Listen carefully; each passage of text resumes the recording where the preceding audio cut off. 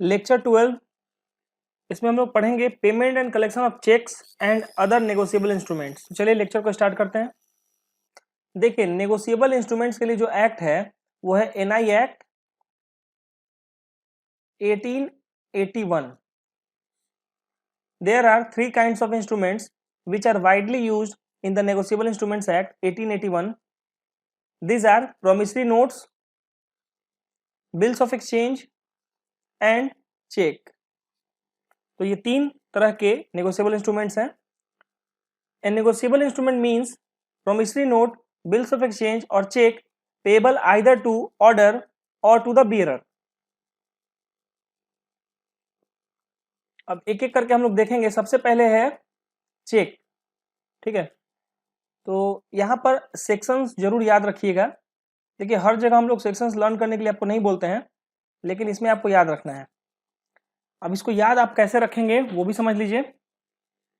Check कितने letter में है? 1 2 3 4 5 6, ठीक है। तो इसका सेक्शन कौन सा हो जाएगा? तो इसका सेक्शन हो जाएगा सेक्शन 6।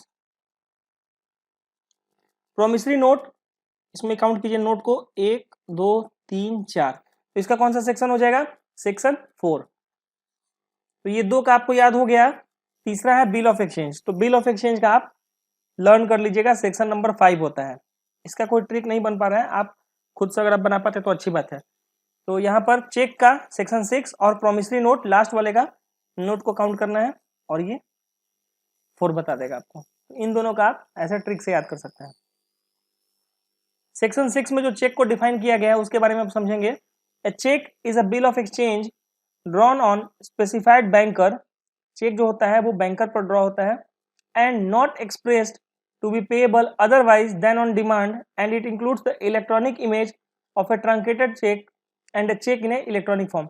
यानी कहीं ना कहीं सेक्शन 6 में चेक का जो इलेक्ट्रॉनिक फॉर्म है, चेक ट्रंकेशन सिस्टम में ट्रंकेटेड इमेज भेजते हैं चेक का, वो भी चेक के डिफिनेशन में काउंट होगा। नेक्स्ट है section 4 promissory note. A promissory note is an instrument in writing containing an unconditional undertaking signed by the maker to pay a certain sum of money only to or to the order of a certain person or to the bearer of the instrument. तो देखिए, promissory note में क्या होता है, इसमें एक person है, ये प्रॉमिस करते हैं, ठीक है, एक अंडरटेकिंग देते हैं कि हम इस डेट पर इतना अमाउंट इसको देंगे या इनके ऑर्डर पर देंगे या जो इस इंस्ट्रूमेंट का बियरर होगा उनको देंगे। क्लियर? तो वो होगा प्रोमिसरी नोट, सेक्शन 4। नेक्स्ट है bill of exchange, section 5। A bill of exchange is an instrument in writing containing an unconditional order signed by the maker directing a certain person to pay a certain sum of money only to or to the order of a certain person or to the bearer of the instrument. तो देखिए, promissory note और bill of exchange में क्या difference है वो समझिए। Promissory note कौन बना रहा था? जिसको पैसा देना है वो बना रहा था और वो अंडरटेक कर रहा है, ठीक है, कि हम अंडरटेक करते हैं कि आपको इतना पैसा देंगे। बिल ऑफ एक्सचेंज कौन बना रहा है? जिसको पैसा लेना है, ठीक है, इनको पैसा लेना है और ये बना करके दूसरे पार्टी से साइन करवा करके रख ले रहे हैं। वही यहाँ लिखा हुआ है, a bill of exchange is an instrument in writing containing an unconditional order signed by the maker directing a certain person to pay certain sum of money. ये डायरेक्ट कर रहे हैं किसी और को कि तुम हमें इस डेट पर इतना पैसा दोगे या हमारे ऑर्डर पर दोगे या जो भी इस इंस्ट्रूमेंट का बियरर होगा उसको दोगे। इंपॉर्टेंट टर्म्स देखेंगे। Drawer, the maker of a bill of exchange और a cheque is called the drawer. जिसने भी चेक काट के दिया है वो ड्रॉर है, या जिन्होंने बिल ऑफ एक्सचेंज को बनाया है उनके मेकर हैं वो ड्रॉर होंगे। Drawee, it is the person who is directed to pay. तो चेक के केस में ड्रॉई कौन हो जाएगा? Bank. Holder, a holder is a person who legally obtains the negotiable instrument with his name on it so that he receives or recover the amount due from the parties. Holder उसको बोलेंगे जिन्होंने negotiable instrument को legally obtain किया है और उनका नाम negotiable instrument पर लिखा हुआ है। Holder in due course, A holder in due course is a person who acquires the negotiable instrument in A value for value exchange without reason to doubt its legitimacy. Holder in due course gets an instrument free of claims by previous possessor. Holder in due course कौन होंगे? जो उस negotiable instrument को किसी value for value exchange, मतलब क्या होता है कि किसी कंसिडरेशन के लिए उनको वो नेगोशिएबल इंस्ट्रूमेंट मिला है और उनके पास कोई डाउट नहीं था कि उसको वो डाउट कर पाए कि ये नेगोशिएबल इंस्ट्रूमेंट गलत है, गड़बड़ है। Negotiation, when a promissory note, bill of exchange or check is transferred to any person so that the person is now the holder of the instrument, it is known as negotiation। अगर एक bill of exchange या check इनके पास है, इन्होंने किसी और को दे दिया, तो इस प्रोसेस को क्या बोलेंगे? Negotiation. bearer check, a bearer check is the one in which the payment is made to the person bearing or carrying the check। it means we can pay the check to anyone who presents it। Bank does not ask for identity proof. Bearer के case में bank कभी भी ID proof के लिए demand नहीं करता है। हाँ, ऑर्डर चेक है तो डिमांड किया जा सकता है। क्लियर? इसमें याद रखिएगा, once a bearer always a bearer. एक बार बियरर चेक है तो वो हमेशा बियरर होगा। कोई भी उस चेक को लेकर आएगा तो आपको पेमेंट कर देना है। These cheques are transferable by delivery. ऐसे चेक्स को मेयर डिलीवरी में ही ट्रांसफर माना जाता है। जैसे वो चेक अभी आपके पास है, कल को किसी और को मिल गया गिरा हुआ भी, तो वो उसके पास वो चेक है और बियरर चेक है, वो जाके ओवर द काउंटर भी पैसा ले सकते हैं। An order cheque is considered as the bearer cheque if the word bearer is not cancelled while issuing the cheque. तो चेक में याद रखिएगा कि लिखा रहता है पे, ऐसे लाइन रहता है, और लिखा रहता है और बियरर। तो अगर इस वर्ड को कैंसिल नहीं किया गया है तो हम लोग इसको बियरर ही मानेंगे। कैंसिल कर दिया गया है तो इसको ऑर्डर चेक मानेंगे। ऑर्डर चेक, ऑर्डर चेक क्या होता है वो देखेंगे। An order cheque is a cheque where only the person or party in whose name the cheque has been drawn can withdraw the cash. Order cheque में क्या होता है कि जिस पार्टी के नाम से या जिस इंडिविजुअल के नाम से वो चेक काटा गया है उसी को उसका पैसा मिलेगा। Bank ask for an ID proof to encash the cheque. Order cheque के केस में बैंक आईडी प्रूफ का भी डिमांड करता है। In such cheques we have to strike out the word or bearer and specify the person to whom the check is written for। only then it will become an order check। these checks are transferable by negotiation and delivery। ऐसे cheques को सिर्फ delivery से transfer नहीं किया जा सकता है, इसमें नेगोशिएशन भी होना चाहिए। ठीक है। The payee can transfer an order cheque to someone else by signing their name on the back of it। this is known as endorsing of a check। जैसे मान लीजिए एक चेक है, वहां पर लिखा हुआ है पे महेश, और ये लाइन है यहाँ ऐसे, और यहाँ पर और बियरर लिखा हुआ है, और इसने बियरर को काट भी दिया है। तो अब ये ऑर्डर चेक हो गया। अब क्या हुआ, महेश ने चेक के पीछे लिख दिया मुकेश, और मुकेश के नाम से इंडोर्स कर दिया और अपना साइन कर दिया। तो अब ये चेक मुकेश को मिल जाएगा। ऑल्दो ये बियरर चेक नहीं है, ये ऑर्डर चेक ही है। नेक्स्ट है payment in due course, section 10। It means payment in accordance with the apparent tenor of the instrument in good faith and without negligence to any person in possession thereof under circumstances which do not afford a reasonable ground for believing that he is not entitled to receive payment of the amount therein mentioned। देखिए, instrument को देख करके, यानी apparent tenor को देख करके, apparent tenor मतलब होता है इसको ऊपर से आप देख रहे हैं तो ये आपको प्रॉपर लग रहा है, सब कुछ ठीक है, और ये गुड फेथ में आप पेमेंट कर रहे हैं, कोई नेग्लिजेंस नहीं है आपका। नेग्लिजेंस मतलब अब मान लीजिए यहाँ पर डेट में कटिंग है और मेकर का साइन यहाँ नहीं है और आप पेमेंट कर दे रहे हैं, तो ये गुड फेथ में पेमेंट नहीं हुआ, प्लस ये नेग्लिजेंस के साथ पेमेंट है, प्लस आप अपरेंट टेनर को देख करके ध्यान से पेमेंट नहीं कर रहे हैं। आप ऊपर से आपको दिख रहा है कि डेट में कटिंग है या अमाउंट इन वर्ड्स में कटिंग है, आप पेमेंट कर दे रहे हैं, तो वहां पर पेमेंट इन ड्यू कोर्स नहीं माना जाएगा। Liability of the paying bank, section 31। Protection to a bank, protection in case of forge indorsements in an order cheque. अगर ऑर्डर चेक में जो इंडोर्समेंट है वो फॉर्ज्ड है, उस केस में सेक्शन 85(1). याद रखिएगा, फॉर्ज्ड इंडोर्समेंट का बात हो रहा है, फॉर्ज सिग्नेचर का बात नहीं हो रहा है। फॉर्ज साइन में अगर बैंकर पेमेंट कर दे रहा है तो वहां पर आपको कोई प्रोटेक्शन नहीं है। No protection available under any section of negotiable instrument act 1881। तो याद रखना है, यहाँ पर फॉर्ज साइन का बात नहीं है किसी भी केस में। देखिए, फॉर्ज इंडोर्समेंट है सब। तो इसका सेक्शन है 85 सबसेक्शन 1। 85 सबसेक्शन 2 है फॉर्ज इंडोर्समेंट इन अ बियरर चेक, और यहाँ है forge endorsement in A draft. Protection in case of material alteration, section 89।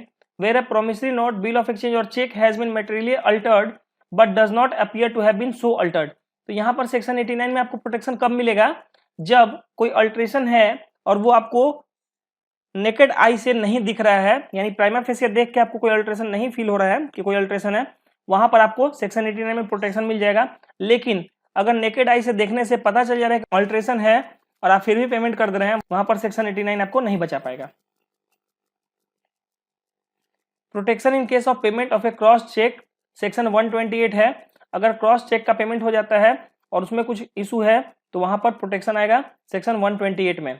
Next topic है endorsement of checks। When a person who is a holder of a negotiable instrument is signing his or her name on the back or the face of that instrument or a slip of paper so that it results transfer of title or ownership is known as endorsement।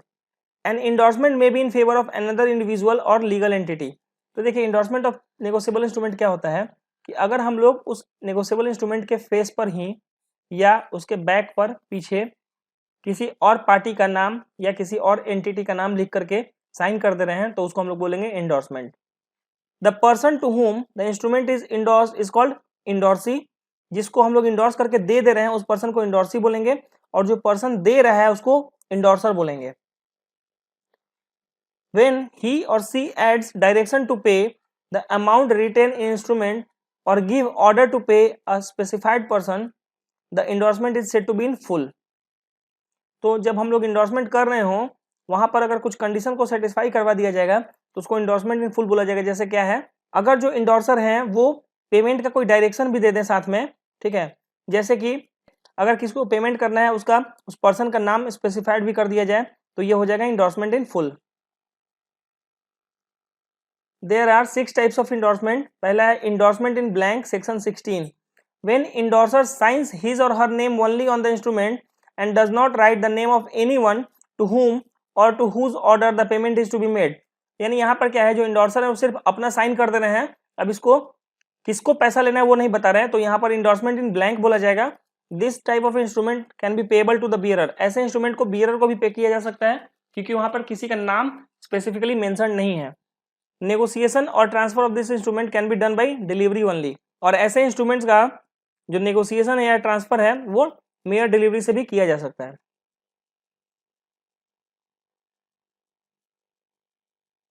Endorsement in full, when endorsers sign on the instrument and also mention the name of the person to whom or to whose order the payment is to be made, it means he is transferring his rights in a specific person और इसको बोलेंगे endorsement in full। Next है conditional endorsement. इसमें क्या होता है कि जब इंडोर्समेंट किया जाता है तो कोई कंडीशन लगा दिया जाता है। The conditional endorsement is negotiation which takes effect on the happening of a stated event or not otherwise। For example, pay to Mr. Salman when he gets married। ठीक है, तो इसमें क्या होता है, एक कंडीशन लगा दिया जाता है, अगर वो कंडीशन सेटिस्फाइड है तो उसके इसमें पेमेंट किया जाएगा। The fulfilment of condition is binding between endorser and endorsee only. याद रखिएगा यहाँ पर बैंक को उससे मतलब नहीं है। The paying bank is not bound to verify the fulfilment of such conditions. Restrictive indorsement क्या है? A restrictive endorsement limits the use of a financial instrument। It means the endorsement may restrict or exclude the right to negotiate। इसमें क्या होता है कि हम लोग आगे नेगोशिएट करने के राइट को ही रोक देते हैं। This prevents the risk of unauthorized persons obtaining payment through fraud or forgery and the drawer losing his money। For example, when the endorser adds words like pay Pathan only, now endorsee cannot endorse the instrument further। यहाँ पर only word use कर देने से ये restrictive endorsement हो जाएगा। sans recourse, इसको without liability भी बोलते हैं। when endorsement is made with the word excluding liability is called sans recourse। it means the endorser does not wish to incur liability if the document of title is not honored। it is essentially saying that the other party is entering into agreement at his or her own risk। For example, by adding the word like pay Amit or order without recourse to me, the endorser excludes his liability। तो ये word अगर add कर दिया जाएगा without recourse to me, तो यहाँ पर जो इंडोर्सर है वो अपने लाइबिलिटी को वहीं खत्म कर ले रहे हैं। Facultative, it is an endorsement where the endorser waives some right to which he is entitled. It means he is saying that you can sue me for dishonor of check without giving me notice. For example, pay to Rabri or order notice of dishonor waived. यानी यहाँ पर राबरी या इनके order पर payment होगा और यहाँ dishonour का नोटिस वेव किया जाता है, तो ये हो जाएगा facultative. Crossing of cheques. Crossing of a cheque means instructing the banker to pay the cheque only through an account. It is use for safety of payment. तो क्रॉसिंग ऑफ चेक में क्या होता है कि जो ओनर है, account holder है, वो बैंकर को इंस्ट्रक्ट कर रहे हैं कि जो इसका पेमेंट होगा वो अकाउंट के थ्रू ही होगा. अब क्रॉसिंग भी अलग अलग तरह का हो सकता है. सबसे पहला है general crossing. When we draw two parallel transverse lines across the face of a check, the crossing may be blank or include word and company or not negotiable or account pay in between the transverse parallel lines. तो general crossing में कुछ नहीं करना है. आपका ये जो check है इस पर यहाँ कॉर्नर में भी दो लाइन अगर आप खींच देते हैं, कुछ नहीं भी लिखते हैं, तो ये जनरल क्रॉसिंग हो जाएगा. अगर यहाँ पर लिख देंगे अकाउंट पे तो भी ये जनरल क्रॉसिंग है. नॉट नेगोशिएबल कुछ भी यहाँ पर लिखा जा सकता है. स्पेशल क्रॉसिंग क्या होता है? A check in which the name of the banker is written across the face of the check in between the two transverse parallel lines so that the paying banker will pay the sum only to the banker whose name is stated in the check. अब इसमें क्या होगा, यहाँ पर SBI लिखा रहेगा. इसका मतलब पेमेंट जो होगा वो SBI के ही अकाउंट में जाएगा. मतलब अगर यहाँ लिखा हुआ है टू मोहन, यानी मोहन को पैसा मिलेगा, लेकिन ये मोहन का अकाउंट कहाँ होना चाहिए? SBI में ही होना चाहिए. Not negotiable crossing. When we write words not negotiable in between two transverse parallel lines, it would remove the negotiable property of instrument so that the transferee cannot have a better title than transferor had. यानी अगर not negotiable लिख देंगे हम लोग तो वहां पर ये negotiable instrument नहीं रह जाएगा, यानी अब इस पर्टिकुलर चेक को नेगोशिएट नहीं किया जा सकता है. Account payee crossing. This type of crossing is not given in NI Act but it is in practice. When we write account payee in between the two transverse parallel lines, it instructs the collecting banker to collect the proceeds in the payee's account only. Next है forged instrument. It means forging the signature of the drawer or endorser, name, amount, etc. It is not protected under law. The forgery gives no title. If a holder which have forged instrument obtains payment, the true owner can sue for the recovery of amount from bank. Forgery shall be punished with imprisonment for a term which may extend to 2 years or a fine or both. तो forgery के case में जो amount है वो true honour जो है वो bank से रिकवर करवा सकते हैं. नेक्स्ट है बाउंसिंग या फिर dishonour of cheques. When a cheque is dishonoured for insufficiency of funds exceed arrangement in the account, then the unpaid payee has right to file legal complaint and initiate a legal proceeding against the defaulting drawer. Following condition must be satisfied. मान लीजिए हमने एक check दिया किसी को और ये check हमने दिया है 1 लाख रुपए का और हमारे अकाउंट में अभी सिर्फ 50,000 रुपए है, तो ये चेक बाउंस कर जाएगा. ठीक है, तो यहाँ पर जिसको चेक मिला है उनके कुछ राइट्स हैं. The cheque has been presented within the validity period. Cheque का जो वैलिडिटी है वो खत्म ना हुआ हो. A demand for payment is made by notice within 30 days of the return of cheque. और चेक रिटर्न के बाद ये जो है इन्होंने विद इन 30 days कोई एक इनको नोटिस भी दिया हो.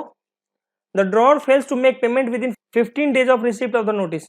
और इनको जिस डेट पर नोटिस मिला उस डेट से विद इन 15 days अगर ये पैसा ये वापस इनको नहीं दे पा रहे हैं, punishment for cheque bounces 2 years of jail or fine twice the amount of cheque or both.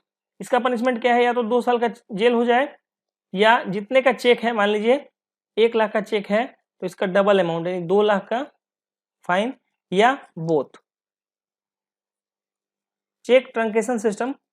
Truncation is the process of stopping the flow of physical cheque by transmitting electronic image of the cheque to the drawee branch by the clearing house. Cheque truncation system में क्या होता है, आप physical check नहीं जाता है. इसको ऐसे समझिए, मान लीजिए ये है SBI और इनके अकाउंट होल्डर हैं मिस्टर मोहन. इन्होंने एक चेक काट करके दे दिया है किसको, मिस्टर सोहन को. और सोहन जी का जो अकाउंट है वो है यूको बैंक में. तो अब सोहन जी ये जो चेक इनको मिला है, ऑल्दो ये चेक SBI का है, लेकिन इसको लेके कहाँ जाएंगे, अपने बैंक में यानी यूको बैंक में. तो अब यूको बैंक क्या करेगा, इस चेक का इलेक्ट्रॉनिक इमेज ट्रंकेटेड फॉर्म में भेजेगा क्लियरिंग हाउस को, ठीक है, और क्लियरिंग हाउस के थ्रू ये जाएगा एसबीआई के पास, फिर यहां से पैसा मिल जाएगा किसको, सोहन को, ठीक है। मतलब ऐसे इसका प्रोसेस चलेगा। All cheque carry standardize watermark called CTS India oval shape wide pantograph, it displays when a cheque is xeroxed. अगर चेक को जेरोक्स करवाया जाएगा तो वहां पर वाइड दिखेगा, ठीक है, लिखा हुआ। Bank logo printed in ultraviolet ink, bank का जो लोगो होगा उसको अल्ट्रावायलेट इंक से प्रिंट किया जाता है। तो इसीलिए बोला जाता है जब भी चेक क्लियरिंग में लगे तो वहां पर यूवी लैंप से भी उसको आपको चेक करना है। चलिए हम लोगों ने यहाँ इस चैप्टर को कंप्लीट कर लिया। वीडियो देखने के लिए बहुत बहुत धन्यवाद।